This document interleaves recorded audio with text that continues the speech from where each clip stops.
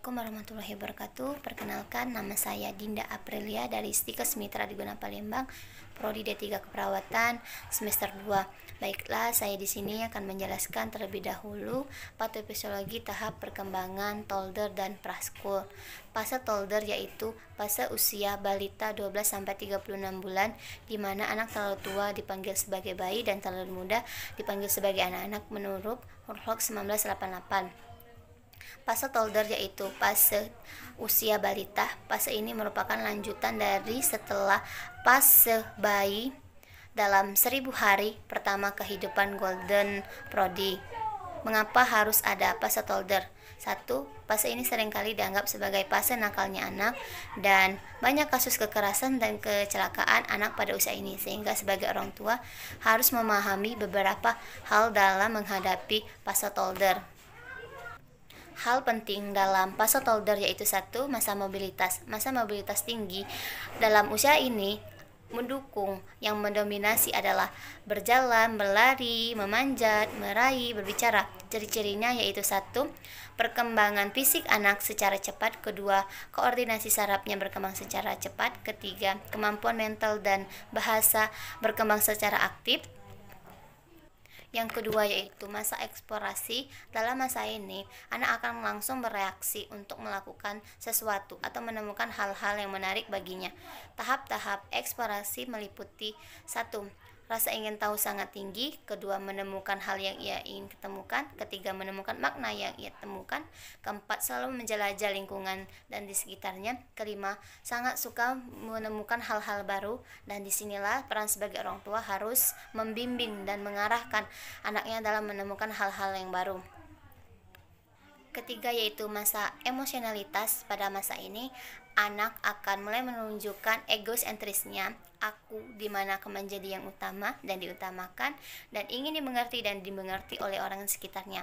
Sikap tantrum yaitu sikap anak merengek terus-menerus dan membanting sesuatu dan menjatuhkan dirinya ke lantai. Pencarian diri. Pada fase ini anak akan mulai mengenali aku siapa, ayahku yang mana, ibuku yang mana, dan menggunakan bahasa, gaya tubuh, perasaan sedih, senang, nyaman, dan sebagainya. Dan yang terakhir, masa penuh bahaya. Kita semua sepakat bahwa fase ini adalah fase bahaya baik secara fisik maupun secara psikis. Bahaya fase secara fisik yaitu jelas pasti yang mereka berasal dari mobilitas tinggi ke sana ke sini dan mengekspor sesuatu yang belum tahu sebab dan akibatnya. Yang terakhir yaitu bahaya secara psikis, yaitu bereaksi negatif dari lingkungan sekitarnya yang belum mengetahui sifat si raja kecil ini. Semoga bermanfaat, dan saya akan melanjutkan perkembangan secara praskul.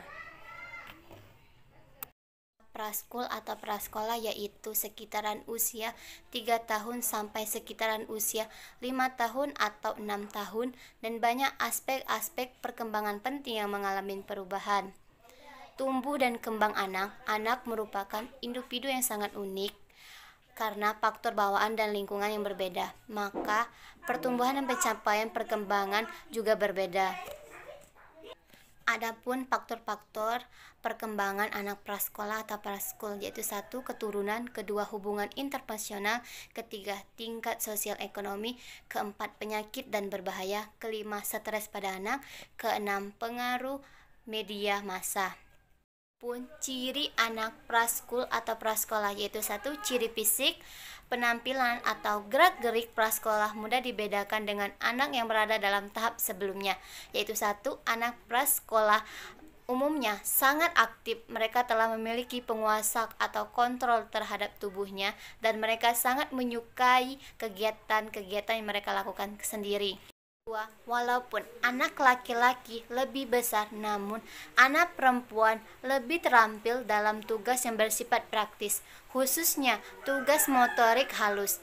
Tapi jauhkan dari mengkritik anak laki-laki apabila dia tidak memiliki keterampilan, dan jauhkan dari kata membandingkan anak laki-laki dan anak perempuan juga dalam kompetensi keterampilan. Yang kedua itu ciri sosial. Anak prasekolah biasanya mudah bersosialisasi dengan orang lain dan sekitarnya. Ciri emosional. Anak praskul atau prasekolah cenderung mengekspresikan emosinya dengan bebas, terbuka, sikap marah, iri hati. Pada anak praskul atau prasekolah sering terjadi karena mereka memperebutkan perhatian guru atau orang-orang di sekitarnya. Yang keempat yaitu ciri kognitif anak praskul atau prasekolah umumnya sudah terampil berbahasa. Sebagian besar dari mereka senang berbicara khususnya dengan kelompoknya. Sebaliknya, anak yang diberikan kesempatan untuk menjadi pendengar yang baik. Dan mungkin itulah yang bisa saya sampaikan. Apabila ada kata-kata atau perbuatan yang salah, saya mohon maaf. Dan semoga bermanfaat yang bisa saya sampaikan ini kepada ibu dan bapak. Saya akhiri, wassalamualaikum warahmatullahi wabarakatuh.